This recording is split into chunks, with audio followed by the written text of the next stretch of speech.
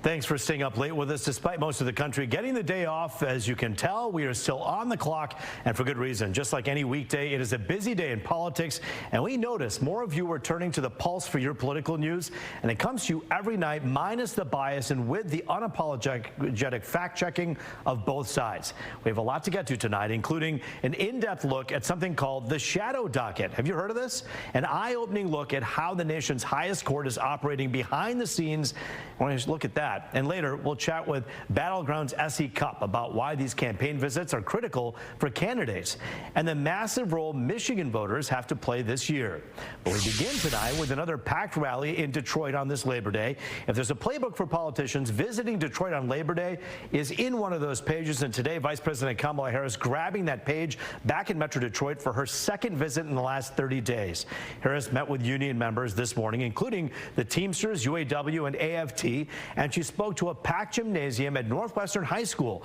Now, considering it's Labor Day and with a crowd of labor unions, I bet you can guess what her speech was all about. For generations in Detroit and across our nation, the brothers and sisters of labor have stood together to righteously demand fair pay, better benefits, and safe working conditions. And let me say, every person in our nation has benefited from that work. Everywhere I go, I tell people, look, you may not be a union member, you better thank a union member. And coming up in about 10 minutes, we'll have much more coverage of Vice President Harris's visit to Detroit, and our expert panel with one Republican and one Democrat break down some important context about this visit. And as we do every night on this show, we take a deep dive into an issue that affects all of us. Tonight, we want to talk about the United States Supreme Court and in a hidden way laws are being decided and struck down behind closed doors. First, let's look at how the Supreme Court operates. You know, when you think of the Supreme Court, we think of the 9 Supreme Court justices in their black robes, hearing those oral arguments, and then eventually signing on to a decision in the case and signing their names to how each justice voted. That's known as the merits docket.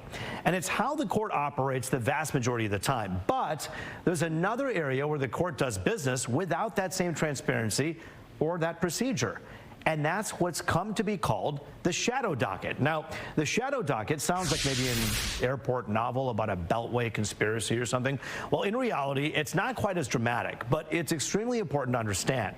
And you might not know it, but it's been responsible for a lot of breaking news over the last few years that we've talked about on our newscasts. There's been a lot of shadow docket activity over the course of the last term. Late tonight, the U.S. Supreme Court ruled churches in California can hold indoor services during the pandemic. A major decision by the Supreme Court blocking the Biden administration's temporary ban on eviction. A deeply divided Supreme Court is allowing a Texas law that bans most abortions to remain in force. The decision came in the dead of night. So tonight we want to take a closer look at the shadow docket and how it's gone from a scheduling workaround to a hidden tool to change the law of the land, essentially in the shadow of darkness. The shadow docket has a real, less ominous sounding name. The orders docket is what they call it. It's the way the court handles the thousands of cases we don't see on the news. And historically, it's because those decisions were either minor or extremely time dependent, like refusal to hear a case, emergency relief petitions, delaying executions, or routine procedural matters. That's what it's supposed to be used for anyway. But over the years, that's really changed. And more recently, the court has been using the orders docket to issue more and more noteworthy rulings in really important cases.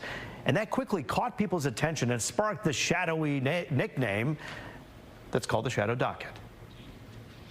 As recently as 10, 20, 30 years ago, most of the emergency action that we saw from the Supreme Court involved last-minute appeals in death penalty cases. And those obviously have a lot of enormous stakes for the party, for the victims, for the state trying to execute a prisoner, but they didn't tend to affect statewide and nationwide policy.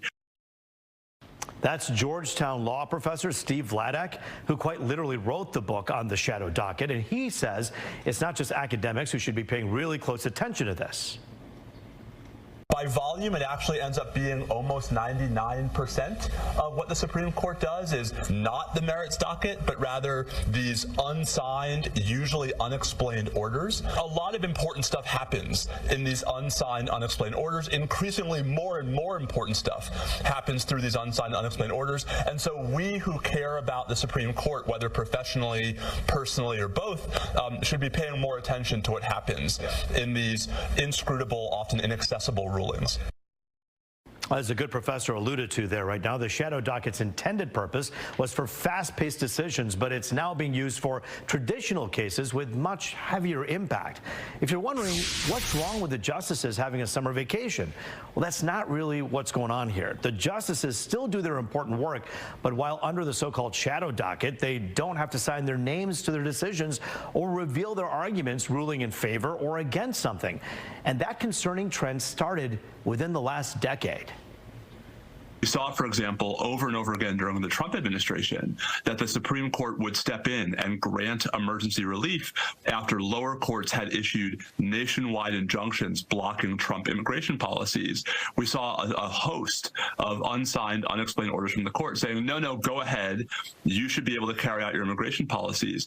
Katie, where the arguments for doing so were grounded in some combination of deference to the executive in the sphere of immigration and hostility to nationwide injunctions. Before you pull out your dictionary to look for some synonyms here to translate some of that legalese for you, he's basically saying the courts are being manipulated by politicians. Like so many other parts of our government, modern politics has taken its toll, and the one branch of government that's supposed to be completely shielded from any political grandstanding, well, has become a tool to get around the court's intended design. And it's not just academics who notice this trend. Connecticut Senator Richard Blumenthal raising eyebrows with a very direct question during the confirmation hearing for Justice Amy Coney Barrett back in 2020. Are you aware of the Supreme Court, as it's called, shadow docket? I am. That line of questioning didn't really lead anywhere, but for a lot of people, that was really the first time they'd even heard the term. And 4 years later, the shadow docket's power and impact has only grown. So what can be done to fix this? Courts need a way to quickly respond to fast-moving developments, so eliminating the ability to apply for this kind of emergency relief, that can't be the answer. But at the same time, we have seen recent controversies involving several different Supreme Court justices, so it's extremely unlikely for the justices to hold each other accountable. But one thing that has been talked about is forcing the justices to disclose how they'd vote. In fact, Senator Blumenthal, who we just heard from, is one of 13 senators that sponsored the Shadow Docket Sunlight Act, which would basically require the justices to treat shadow docket cases like normal ones. It's an idea that some of the justices seem open to, like Justice Elena Kagan, speaking at an event earlier this summer. The relentless, bringing of these emergency petitions makes that not the case anymore. So, you might say, well, why are you doing so many of them? And that's a good question. And sometimes we shouldn't. And I think probably we've gotten into a pattern where we're doing too many of them and encouraging more of these kinds of petitions to be brought because of that. The justice herself saying maybe we shouldn't. The wheels of Washington, I don't know if you know this, but they turn kind of slowly sometimes, especially when it's an issue that doesn't have money or lobbyists attached to it. So don't expect this to be wrapped up anytime soon. But in the meantime, you might be understandably concerned about Michigan's Supreme Court and whether or not state laws are being decided in secret. I spoke to State Supreme Court Justice Richard Bernstein, who told me you don't need to worry. In the end, it will be. I think that, for example, our court is incredibly transparent and open. So I don't, in terms of the state Supreme Court, we don't really have a shadow docket. Our cases are completely open. Our cases are completely transparent, and everything that we do is open and available to the public. So in terms of the state Supreme Court, we don't really have a docket. In the end, it will likely be up to the Supreme Court justices themselves to decide if they want to bring the shadow docket out of the shadows and into the light. Now, we know that was a lot, but it's important. Thanks to our producer Dylan for his homework on this deep dive. You know, this show is about information and education, and we hope perhaps we taught you something tonight. So if it would help you to hear this segment again from the top to understand it better, we always post our shows online the following day. You'll be able to find the segment and all of our segments online by scanning the QR code on your screen. And of course, you can always stream the Pulse on Fox Local anytime. Well, coming up, our panel will step in for some post-game analysis of Vice President Harris's visit to Detroit today. You're watching the Pulse here on Fox 2.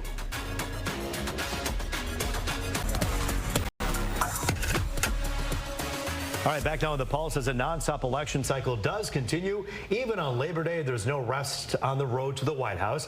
And today, Vice President Kamala Harris, as you know, is back in town. Helping to break all of this down for us, Terrence Mikowski, a conservative and a Trump supporter, and joining us via Skype, Congresswoman Debbie Dingell. Good to see both of you. Thanks for joining us here today.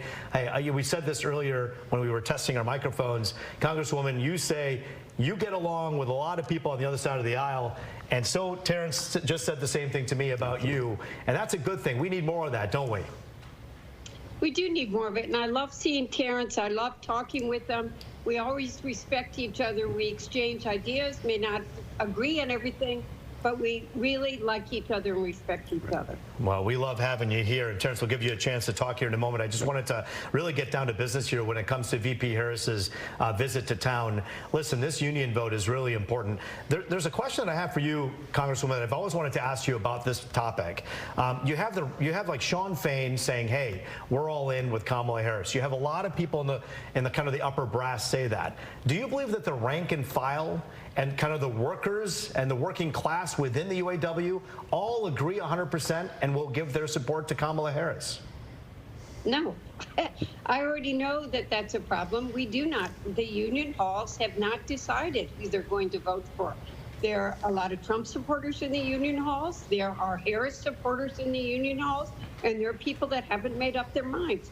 Quite frankly, in 2016, when I told people that Donald Trump could win, and then was going to win, and everybody thought I was crazy. It's because I was in those union halls. I was listening to the working men and women of this state, and those union halls are still making up their minds, and they are going to be what the effective in swing in Michigan is perfect. What do you tell someone who you see in one of those union halls who's a Trump supporter about why you think Kamala Harris would be better for him or her? Look, I think that, and this is where Terrence and I are going to disagree respectfully. I think that the Biden-Harris administration has worked very hard to bring jobs back to this country, to make sure that they are supporting workers in many different ways, from lowering costs and supporting their benefits. But Donald Trump only 2 weeks ago said anybody who walks on a picket line should be fired. And the right of someone to strike, I think, is a basic right in this country, and that alone should be a reason why union workers should think about who they're going to support. Terrence Mikowski, you heard the former president say that. How can you go back to people who are UAW workers, hear the former president say that, and somehow interpret it a different way? Do you agree with former President Trump when he said that? Well, I think it's taken out of context. I think that there was no better president for the unions and for the workers than President Trump. I just came from Potterville earlier this week with Brian Pennebecker that we talked about, who's UAW auto workers for Trump. There were a ton of auto workers there. There were union workers there. Everybody I've been talking to, I've been doing events with Brian Pennebecker and the UAW folks for Trump. The rank and file love Donald Trump. How is it out of context when you heard Trump kind of say those punishing words about people who picket, people who want to strike? Why do you think that he meant something else? Well, I think just by his actions and what he's done, the tariffs that he has taken away and putting back, and that showed that the NAFTA was a horrible deal. It showed that he brought businesses back to America, businesses that stayed in America. Under Biden and Harris, you're going to have these same companies again leaving. Stellantis is already laying off thousands of people.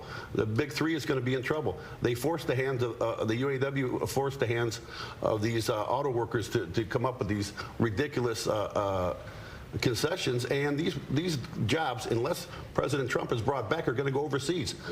I've heard it from the folks at high-ranking levels of the UAW and executives that these jobs are going to go overseas. They're going to go to Mexico. Let's talk about that concern right now.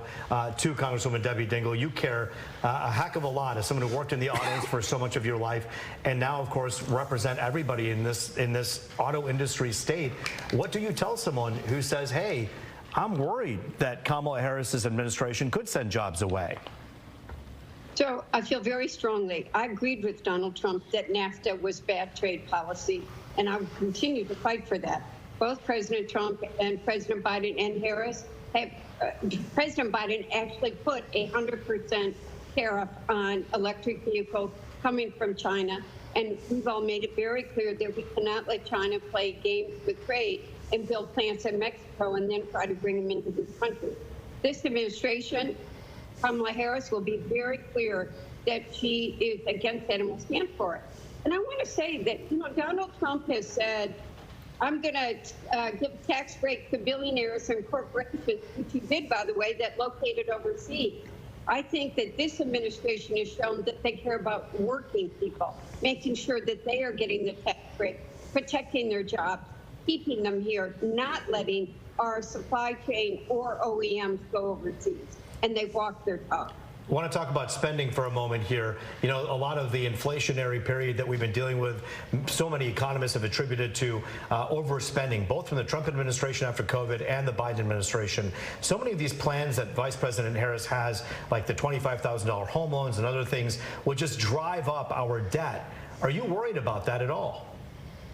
Look, I'm somebody that thinks that we do need to look at our spending, but these plans are also going to result in more income coming into the government more, so that as people are able to, homes are simply unaffordable right now. There are too many young people, too many working families that cannot find a home to buy, and they can't afford the rent either. We have to do something about that.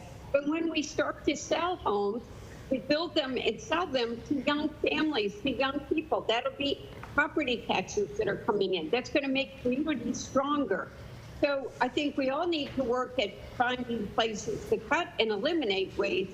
But I think affordable housing is one of the most serious issues this country is facing. We only have about 30 seconds left, so Terrence Mikowski, you have to spend money to make money is the model that so many people believe. You have to make an investment into the community. Do you agree with that? Well, absolutely. You got to make an investment in the community to bring jobs back, and that's what we need to do. Unfortunately, the Green Deal that the Democrats and Biden and Harris are pushing is going to go down as the worst deal ever. But but in fairness, fact-checking, Kamala Harris just said the other day she is no longer pushing the Green New Deal, and even in 2020 said she was no longer for that or anti-fracking measures. Well, they're definitely way behind what Trump had already done, and they've cut back the frack. They got rid of the fracking. They got rid of our energy independence. Pushing the Green Deal and these electric vehicles are as a waste of time. Believe that's a waste of time and money. And the UAW, how can you, as a worker for the UAW, ever vote for these folks? I want to say thank you for your time today. Congresswoman Debbie Dingell, thank you as well. We appreciate both of you joining us here on The Pulse tonight. Coming up, Battleground host S.C. Cupp gives us more perspective and why visits to Michigan for both Trump and Harris are so critical. You're watching The Pulse on Fox 2. Great job. Thank you.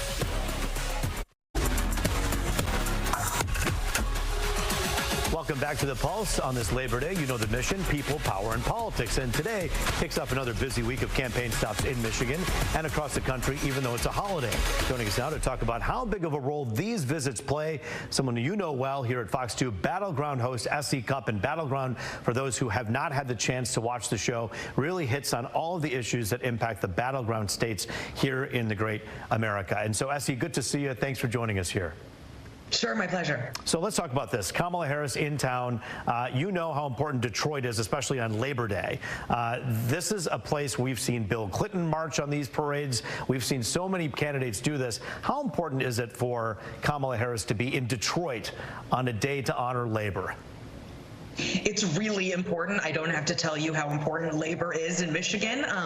So it's, I think, sort of a pitch perfect event that she's planned. It's a big Democrat constituency, but it's not a constituency that Democrats can take for granted. So I think it's a really smart move. Let's talk about taking things for granted. We have this buzz that came off the DNC that so many Democrats have been excited about. You look at it on social media. I know you're keenly aware of that. It is important for Democrats or Republicans, but in this case Democrats, to really not take anyone for granted and not feel like they have this in the bag. Hillary Clinton could teach us that cautionary tale from 2016, couldn't she? Oh, yes. It is a very sore subject among many Democrats, including inside the Hillary Clinton camp. She did not campaign in Wisconsin. She barely campaigned in Michigan, and that was not helpful for her. You can't take anything for granted, especially not a swing state, a battleground state. I remember earlier covering this year's Democratic primary in New Hampshire, where Joe Biden was not on the ballot. I heard from a lot of New Hampshire voters that that was a big mistake. Now, Kamala Harris is at the top of the ticket, so things are shifting there. But people in these states, the battleground states, the swing states, and especially very independent states, they pay attention to this. They want to feel important. They want to feel special. They want to feel like you understand their state and their issues. So these visits really do matter.